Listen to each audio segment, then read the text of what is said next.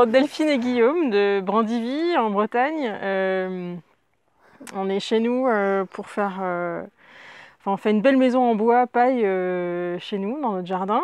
On l'a réfléchi avant, évidemment, à deux. C'est un projet à deux. Et comme c'est de l'autoconstruction, c'est d'autant plus un projet à deux, plus, puisqu'il faut du monde avec nous pour faire notre belle maison.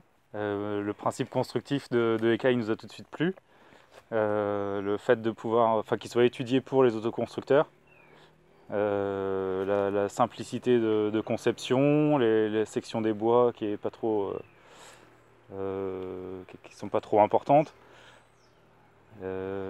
Après, on voulait un habitat aussi très simple et on voulait quelque chose d'épuré, simple et en tous les cas un volume de maison. Oui, dans une simplicité de volume, et donc ce qui fait que forcément que la maison Ecaille nous a convenu puisqu'elle correspondait comme ça à nos critères de volume, de simplicité, d'habitat de confort, d'habitat sain.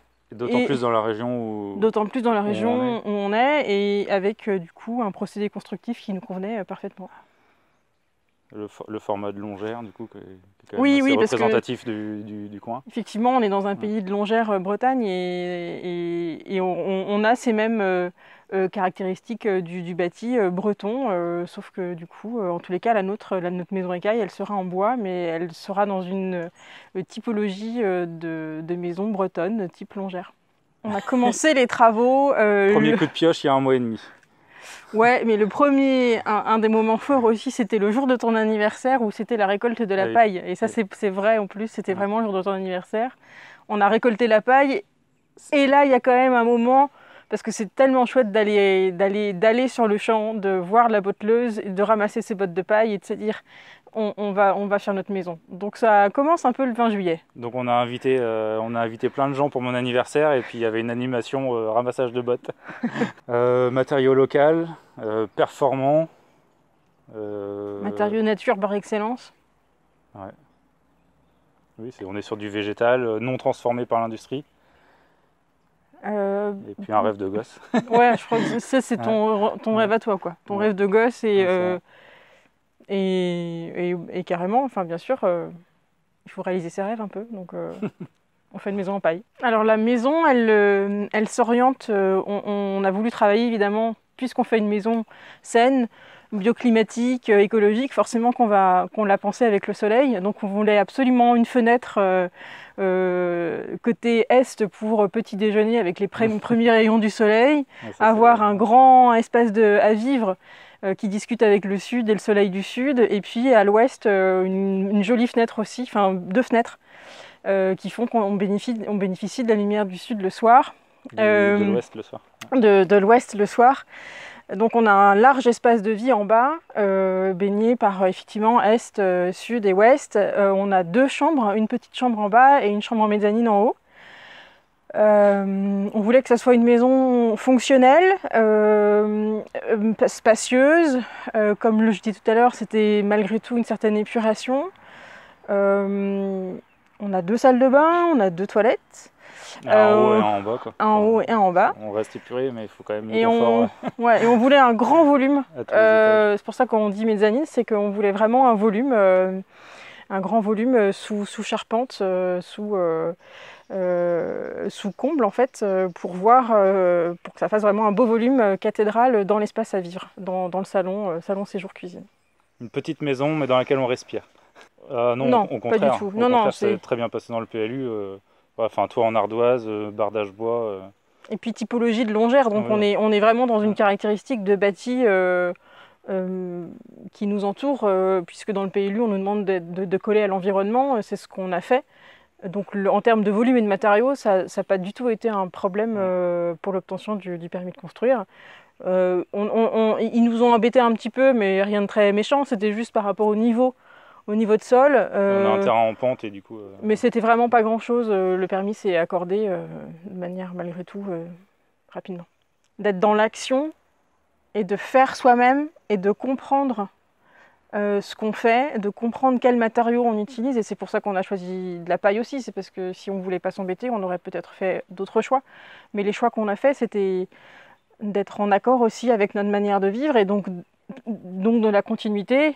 C'était de la faire, notre maison, quoi, de la construire, de la bâtir. Après, c'était un choix à deux. Enfin, si c'est pas un choix de couple, ça marche pas. Donc c'est vraiment un choix à deux. C'est un gros investissement. C'est un très gros investissement. Il y a un rythme. Il y a un rythme à tenir, quoi. C'est un peu un marathon. Donc il faut pas être pressé. C'est pas une compétition, c'est un marathon. Il faut pas de pression, même si on a. C'est un chemin de vie qui prend du temps, mais qui est haletant, qui est passionnant.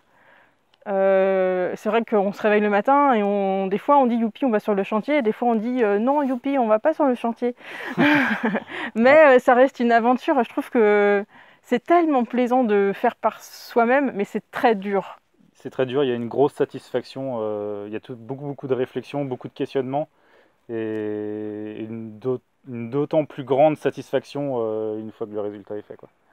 Que le résultat est... Et ce qui est chouette aussi, c'est de réunir des gens avec nous, parce que finalement on est deux, ok, mais il y a toujours du monde chez nous et on fait la maison ensemble. Et du coup, c'est presque une histoire aussi familiale. Nos parents sont là.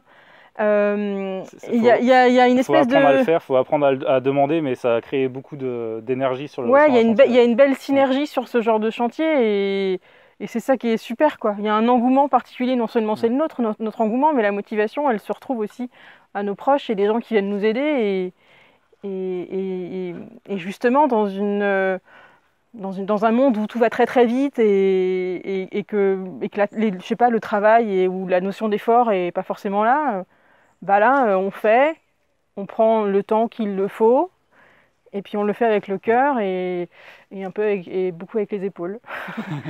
Ah bah, c'est d'abord d'être très conscient de ce qui leur attend, c'est-à-dire que le chantier va leur prendre leurs vacances, leur nuit, leur journée, leur week-end, qu'il faut être solide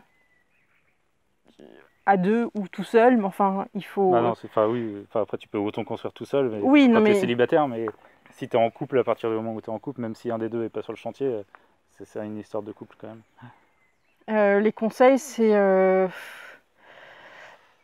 qui dit autoconstruction, c'est que quelque part, ils vivent autre part. Les personnes qui se lancent dans l'autoconstruction, donc ça veut dire que donc soit ils vivent sur le chantier dans un mobil-home ou dans un autre habitat, peu importe, mais ça veut dire que le à côté, leur vie d'à côté se passe bien et que le lieu où ils vivent est bien parce que le repos, en fait, le repos est hyper important. Donc quand on rentre chez soi le soir en se disant on a passé une grosse journée à construire une maison, ça veut dire que la soirée est les nuits sont bonnes et ça veut dire que le à côté, il est plaisant, il est réconfortant, quoi. Donc moi, je conseillerais de... Faut pouvoir déconnecter, t'as raison. Et puis, il faut pas vivre dans un lieu insalubre à côté. Enfin, il faut pas être... genre, on prend une caravane, c'est un peu pourri, mais c'est pas grave. Bah non, parce que les nuits sont hyper importantes pour se ressourcer. Bah déjà, au-delà du chantier qui est là, on a toujours pensé que le lieu où on habite, ici, enfin notre terrain à nous, allait accueillir des gens. D'une manière ou d'une autre, on veut que ce lieu vive. Et maintenant le chantier est là et oui, on veut qu'il y ait des personnes qui viennent nous aider et on est dans le partage de toute façon. Ça fait 1 mois et demi qu'on a commencé, il y a déjà eu beaucoup de monde à passer.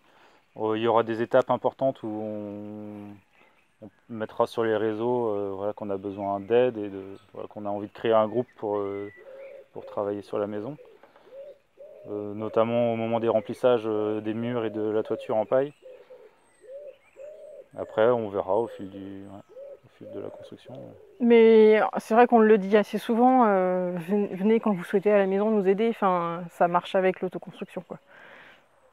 Et que ce soit des inconnus, c'est des rencontres, c'est très bien, c'est chouette. Conception de la maison, elle sera isolée 100% paille. La dalle, même la dalle ossature bois en caisson remplissage paille. Mur pareil, toiture identique. Donc 36 cm d'isolation partout. Avec un panneau pare-pluie fibre de bois qui vient aussi couper les ponts thermiques en extérieur. Du panneautage CP OSB sur l'intérieur. Des choses Aussi pour la question de rapidité, facile à mettre en œuvre et puis c'est vissé, c'est terminé.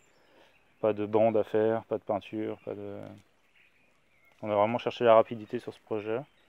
Et puis la mise en œuvre, puisque comme on le fait nous-mêmes, autant que ça soit un peu simple aussi. Et du coup, oui, on s'est aperçu que finalement, à côté, on pouvait construire aussi, notamment la compresseuse de bois paille, enfin de paille. Oui, faut se créer des outils. Oui. Ouais, faut se créer des outils.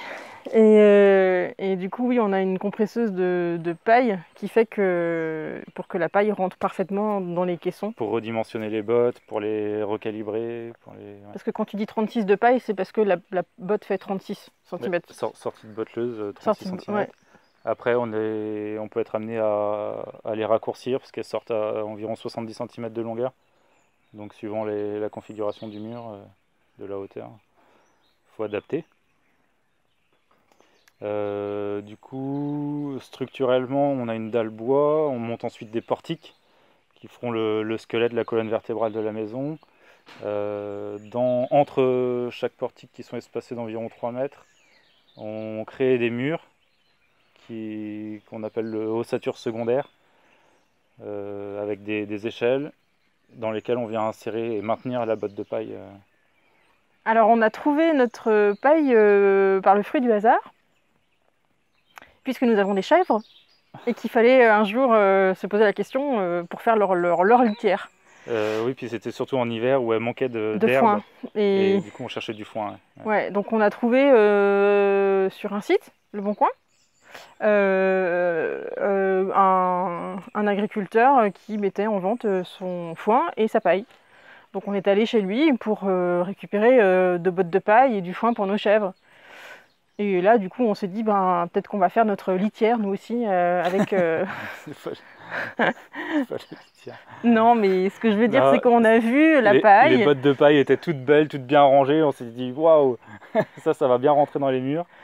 Et il avait une botteleuse qui est réputée pour faire des bottes de paille régulières et de bonne densité. Et on lui a demandé si c'était possible de nous en vendre. Et l'année précédente, il venait d'en vendre pour une maison complète aussi. Oui. Et donc voilà, très content. On a été avec lui au champ et tout, c'est top. On voit la naissance de notre isolation sur pied avec le grain. Et puis, on savait quel champ on allait récupérer notre paille. Donc, on allait la voir pousser. À bientôt. À bientôt. Salut.